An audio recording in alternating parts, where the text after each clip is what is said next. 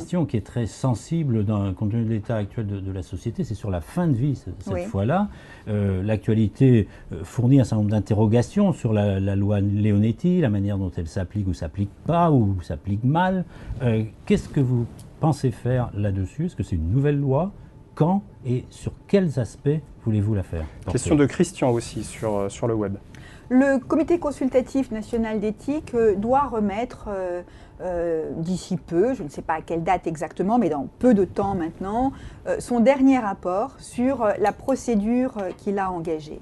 À partir de là, je vais moi-même, à la demande du président de la République, engager toute une série de consultations, concertations avec les familles de pensée, avec les associations, avec des intellectuels, des chercheurs, des professionnels de santé, les familles, mais avec l'ensemble des associations, pour entendre ce que sont les attentes, les besoins de clarification de la loi existante et puis d'évolution nécessaire. Parce qu'au fond, il y a aujourd'hui des hommes et des femmes qui, confrontés à la maladie, à une maladie qu'ils savent incurable, qui est douloureuse physiquement, psychiquement, ont le sentiment que leur dignité n'est plus au rendez-vous et qu'ils perdent leur liberté de décision. Est-ce qu'il faut mieux appliquer les lois Leonetti ou en changer?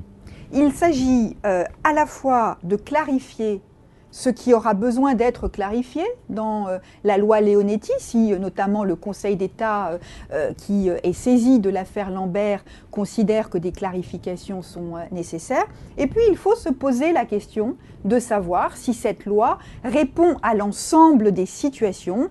Et il me semble aujourd'hui que cette loi ne répond pas à l'ensemble des situations auxquelles des hommes et des femmes en fin de vie peuvent être confrontés, eu égard à leur conception de la dignité. Comment avancer? On voit que c'est un sujet extrêmement polémique, de la sur lesquels les positions sont extrêmement clivées, comme sur d'autres questions sociétales qui ont été mises sur la table par le gouvernement. Je pense à la PMA, au mariage pour tous. Est-ce que le gouvernement va avoir le courage de vraiment s'emparer de ce sujet? Mais le président de la République a dit qu'il souhaitait qu'une loi soit élaborée.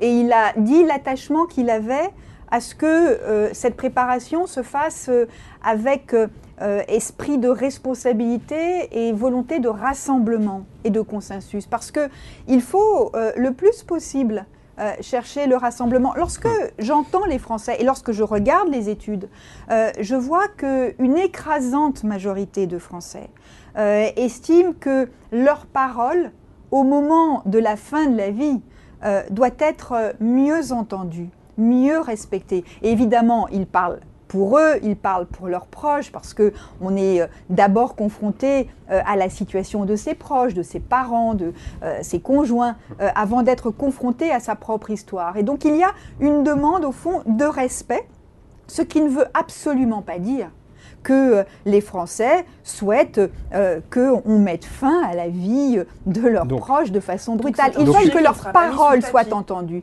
Ils veulent que leurs paroles, leur volonté, leur dignité, leur capacité de liberté le sujet sera traité, Marisol Touraine. Quel est le calendrier? Vous pouvez peut-être le rappeler. Je l'ai dit, le comité consultatif va remettre très prochainement son rapport. Même dans les prochaines semaines. À partir de là, je vais engager des concertations et autour de l'été, sans donner une date précise, je pense qu'un texte pourra être proposé. Je ne veux pas donner de date précise, tout simplement parce que sur un sujet comme celui-là, je crois qu'on ne doit pas se soumettre à une pression de calendrier qui serait artificielle.